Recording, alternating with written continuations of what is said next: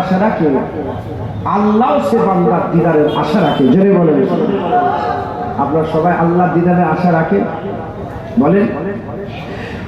ছেলেরাও এর উম্মতিরা প্রশ্ন জাগতে পারে,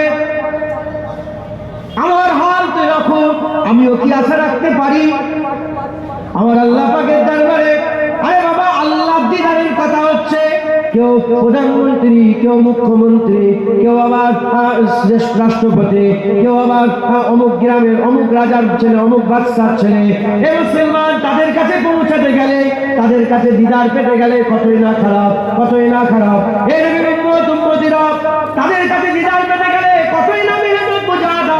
খুব খেয়াল করে শুনে রেখে দেন, এ তো আল্লাহ দিদারের আশার কথা, এ তো আল্লাহ দিদারের কথা হচ্ছে। মুসলমানের ছেলেরা, আল্লাহ পাক নিজে ডাইরেক্ট বলে দিয়েছে, মান কানা ইয়ারজু লিকা রাব্বিহি, যে কেউ আমি আল্লাহ আমার দিদারের আশা রাখে, আমার আল্লাহ পাক ঘোষণা করে দিয়েছে দুটো শর্ত আছে, এই দুটো শর্ত যারা পূরণ করবে আমি আল্লাহ তাদের ঘরে দিদার দান করে দেব।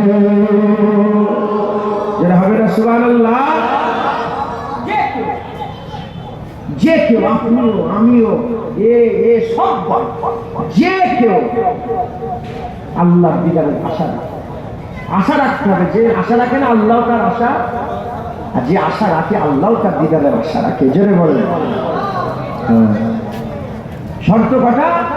দুটো।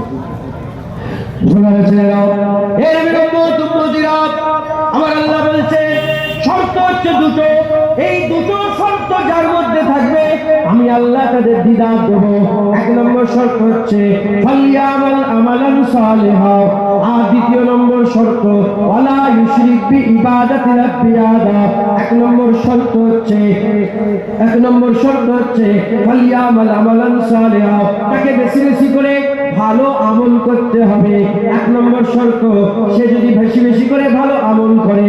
আর দ্বিতীয় নম্বর শর্ত ওয়ালা ইউশরিক বি ইবাদাতি রাব্বি আহাদা, এবং আল্লাহর ইবাদতে যদি শিরক না করে, আল্লাহর ইবাদতে যদি শিরক না করে, এক আল্লাহর ইবাদতে যদি কাউকে শরীক না করে।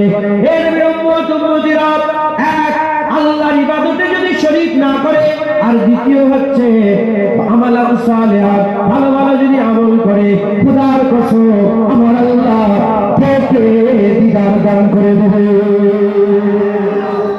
যারা হবে সুবহানাল্লাহ। দুটো শর্ত।